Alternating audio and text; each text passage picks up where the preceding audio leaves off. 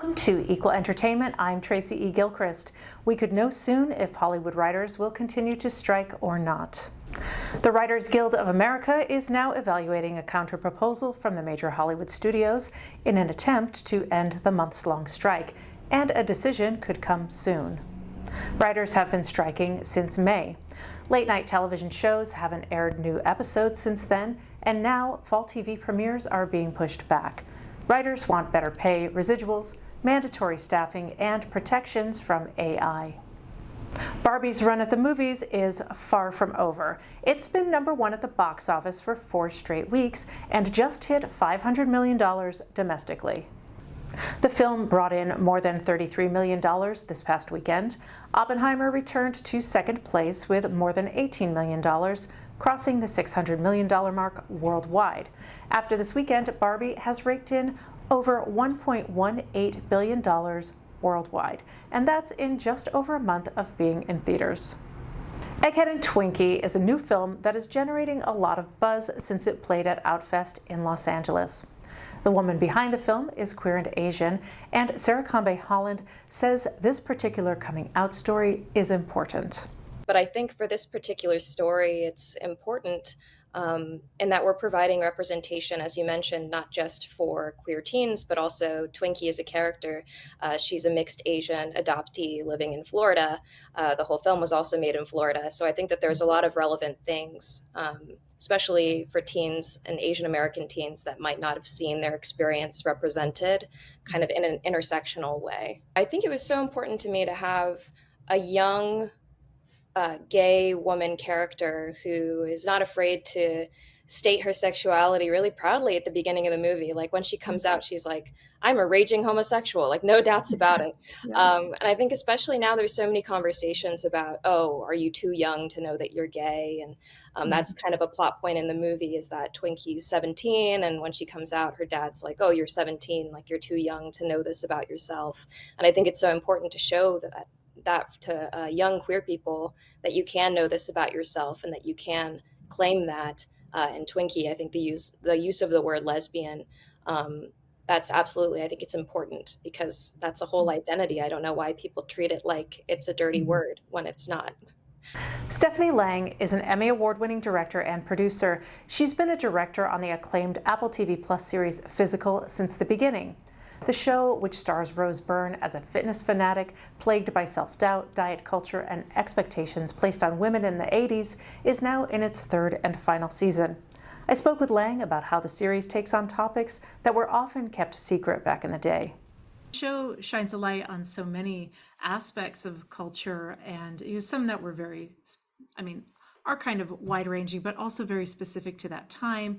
And then also, unfortunately, sexual abuse, which is ongoing and pervasive, and through the centuries that's gone on. But also it touches on the very specific exercise craze of that moment and diet culture. And would you speak a little bit about what it means to you to be a part of this storytelling that does shine a light on important topics like this, but in this very palatable way? Yeah.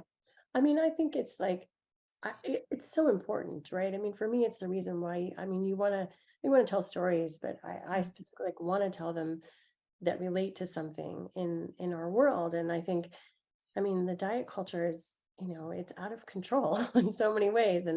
But yet I still find, like, myself personally, like trying something, and then the next day going, what am I doing? But we put all this stuff on ourselves. And I'm so proud that, like, the way that Annie wrote it, especially season 3 with the cookies, like the way that's played out, and the way that, Rose's character comes to terms with reality of what that is and how it's all false.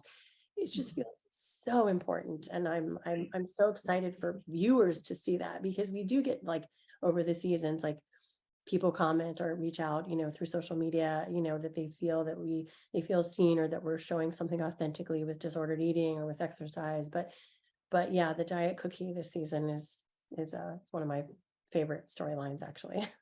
Yeah, it's incredibly well done. And I wonder, would you talk a bit about, of course, working with an incredible cast all around, but led by the great Rose Byrne. Would you speak a little bit about working with Rose?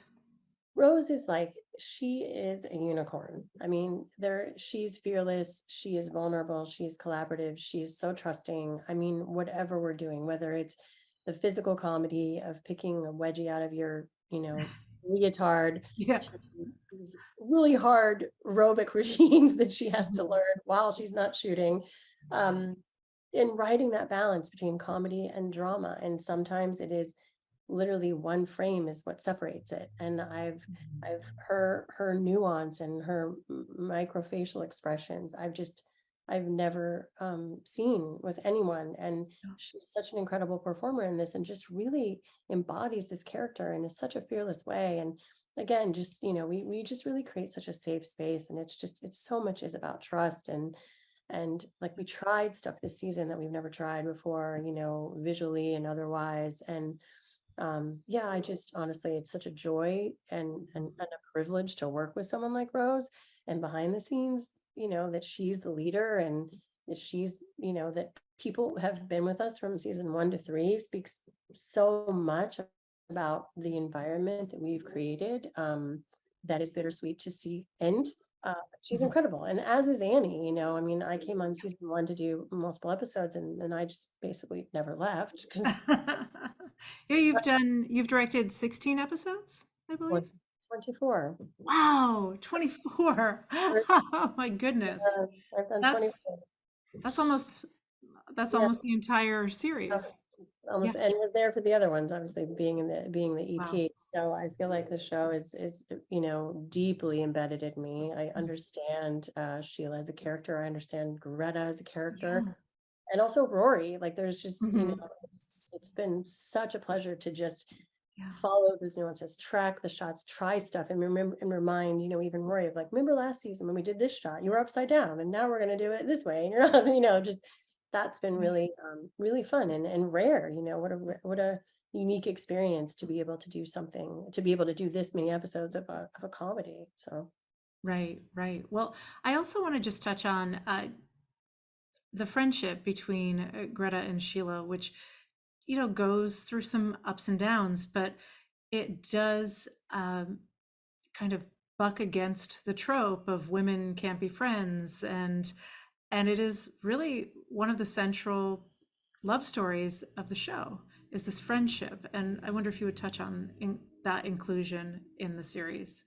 yeah, I think it's so unexpected, right? You sort of like, if you're really watching season 1, you know that's what it's going to become about, right? And the first time I directed Deirdre was episode 3, when she joined Rose's class, and that she was teaching for the first time.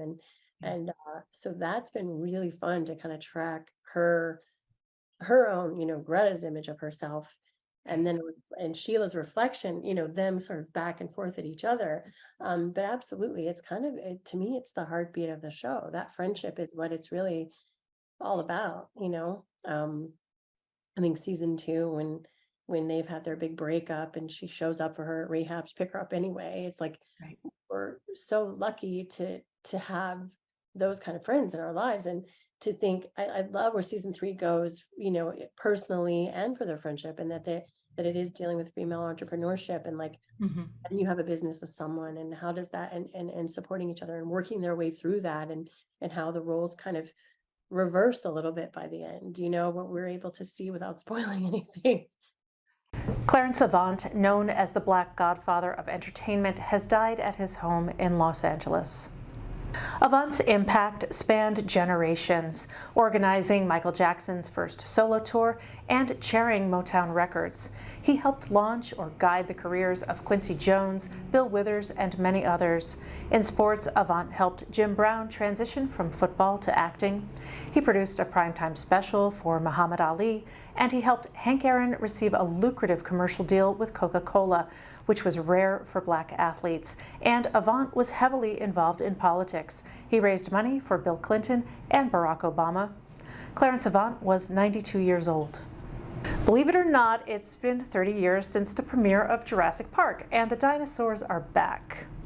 Jurassic Park will be back in theaters on August 25th and in 3D. The 1993 movie was the highest-grossing film ever at the time, raking in just under $1 billion worldwide. The Jurassic franchise as a whole has brought in a staggering $6 billion across the 6 movies. You can watch the Advocate channel live by downloading our app in the Apple or Google Play Store, or you can subscribe to our YouTube channel. For the Advocate channel, I'm Tracy E. Gilchrist, and thank you for watching.